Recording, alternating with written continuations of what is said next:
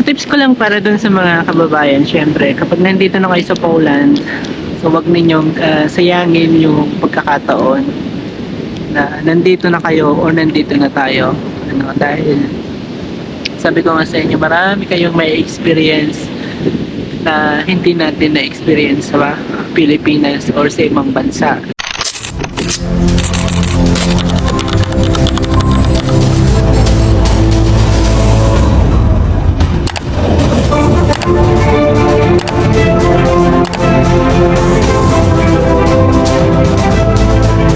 So ngayong araw ay beach day tayo para sulitin yung pagkakataon. Kasi gusto ko rin ma-experience yung summer season dito sa Poland.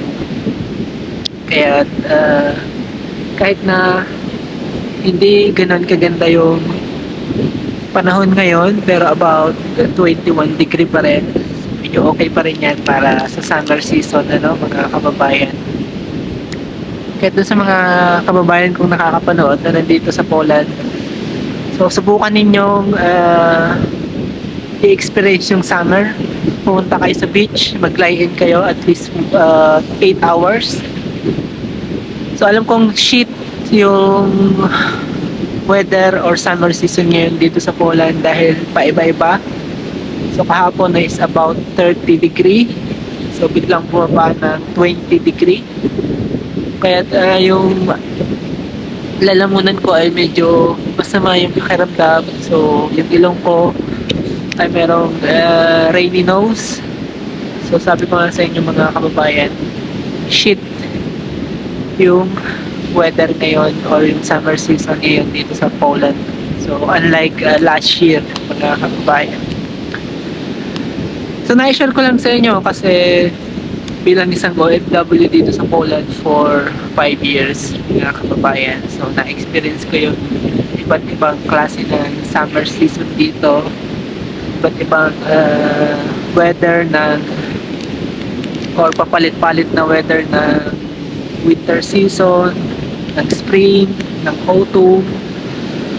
So pabalik-balik lang yan every year mga kababayan. Kaya dapat sanayin ninyo yung sarili ninyo kapag nandito na kayo sa Poland or papunta pa lamang. So sa ngayon ay nandito ako sa open sea. Kung makikita nyo, malakas yung hangin dito. Ito ay open sea ng Baltic Sea mga kababayan. Kasi meron silang dalawang klase ng Baltic Sea dito, yung tinatawag nilang bay at saka yung open Baltic Sea. So sa ngayon ay sinubukan ko pumunta dito sa open Baltic Sea na tinatawag nila, which is ipapakita ko sa inyo mamaya yan mga kababayan. So para dun sa mga kababayan ko, nakikita nyo yung background, diba? So isa ito open Baltic Sea.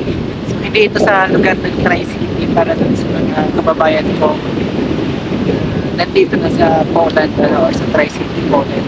So of course alam nyo yung Baltic Sea, pero itong lugar na to ay isang open kung tawagin nila ay open Baltic Sea.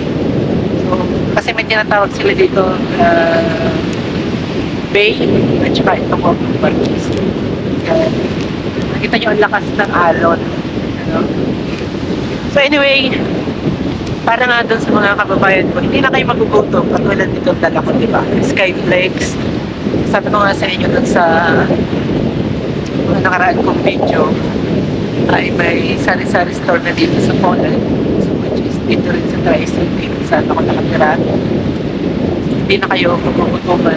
Pag hindi nyo mag-miss yung Filipino food kasi meron na kayong mabibili doon. At ang isa pa, kung mapapansin niyo ay hindi maganda yung pakiramdam ko kasi nga shit ang weather ngayon or summer season ngayon dito sa Poland. Kaya for the past few days ay nagkaroon ako na masakit na lalamunan mga kababayan. Gusto ko ma-experience yung summer, kaya dito ako sa dagat. Makikita ninyo na tiis summer tawagin, diba? Tiis summer. So ma-experience ko lang yung summer season kahit na hindi maganda yung pakiramdam ko kasi ito lang talaga yung chance mga kababayan. Hindi ito katulad sa Pilipinas na araw-araw ay summer. So after this week, medyo malamig na naman yung weather dito sa Poland. And after na autumn o taglagas, winter season na naman dito sa Poland.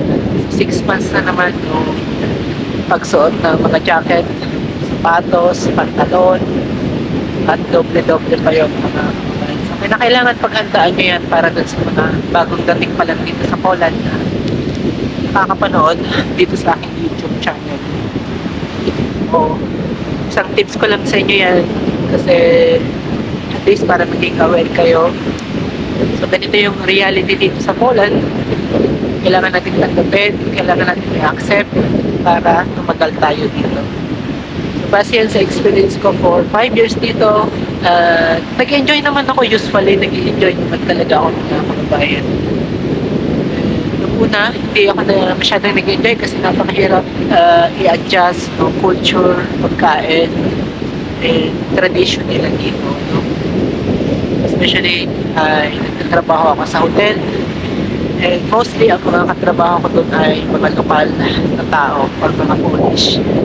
Para sa akin ay kailangan kong i-adapt yung ginagawa nila at yung paniniwala, kailangan kong i-respeto kasi hindi ako tatagal sa trabaho kung hindi ko talaga i-respeto yung mga katrabaho ko at yung tradisyon, culture, pagkain. Hindi ako tatagal kung hindi ko i-respeto yun mga kababayan. So isang magandang idea o tips ko na lang din yan sa inyo para dun sa mga paparating at nangangarap magtrabaho sa hotel or sa hotel industry dito sa Poland or kahit na sa ibang part ng Europe. So meron kayong idea. So isa lang naman yan, especially Germany, Poland ay halos neighbor, magkasing hawig lang yung culture nila. So tao rin, di ba? Isa lang din yung mukha. Isa lang yung tabas ng mukha nila, no? So, walang pagkakaiba kung tawagin yan sa atin. So alam ko marami ng mga Pilipino dito, usually nagtatrabaho sila sa factory. Kaya big shoutout sa inyo. Hopefully ay mapanood ninyo itong video ko. Mag-comment kayo, magtanong kayo kung ano yung mga gusto nyong malaman patungkol dito sa Poland. So baka alam ko yan.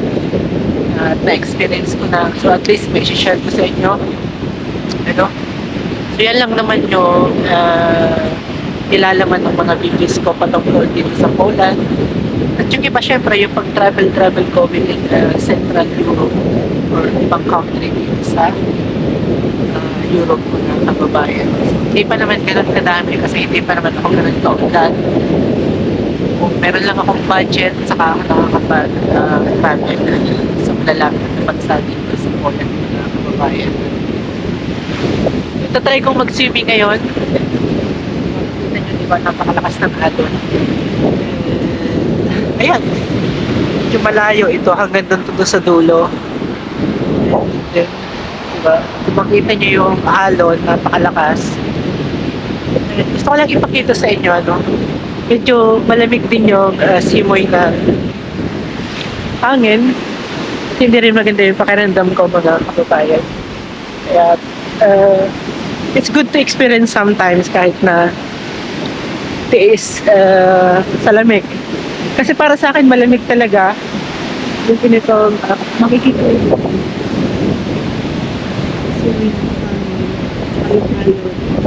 parang surfing area siya. Sobrang laki. Hanggang dun siya sa dulo mga kababayan. So, tiis ganda lang. Tiis ganda. Tutawagin sa atin tiis ganda.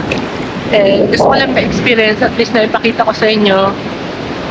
Na-experience niyo yung ganito sitwasyon kapag summer dito sa Poland. So marami naman area dito ng dagat sa area ng Pomerian Voivodeship para doon sa mga kababayan kung gustong pumunta dito sa Pomerian or sa Tri-City Poland. Ano? So, kahit na mga ibang lahi pumupunta dito sa area na to para enjoy during summer season, mga kababayan.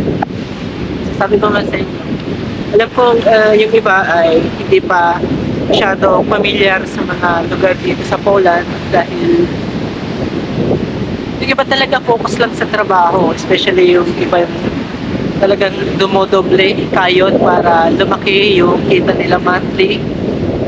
So na-experience ko yun mga kababayan for 2 years or more than 2 years talaga nagdodoble kayod ako para may extra income at para lumaki yung sahod monthly. So hindi ko na-experience yung mga bagay na ganito, yung pagligo sa dagat, yung pag higa-higa sa dagat o sa dagat sa beach, you know? Kasi nga common sa atin yung beach sa Pilipinas, di ba? So, sa loob ng 5 taon dito sa Poland, syempre, minsan hinahanap-hanap mo rin yung pakiramdam na nasa tabing dagat at gusto mo rin i-experience yung simoy ng hangin sa tabing dagat na kababayan. Kaya kung ikaw ay nakakapanood nito at isa kang OFW dito sa Poland, don't waste your time and day. Come to the beach, mag-relax para mawala yung stress mo. And of course, maraming salamat sa mga Pilipino sumusuporta sa aking YouTube channel at sa iba kong social media account. Sana sumubaybay kayo sa mga susunod kong video at magkita-kita tayo sa mga susunod kong live at sa mga susunod kong upload. Anyway, ako si Adrian at isa kong OFW dito sa Poland, mga kababayan. And God bless.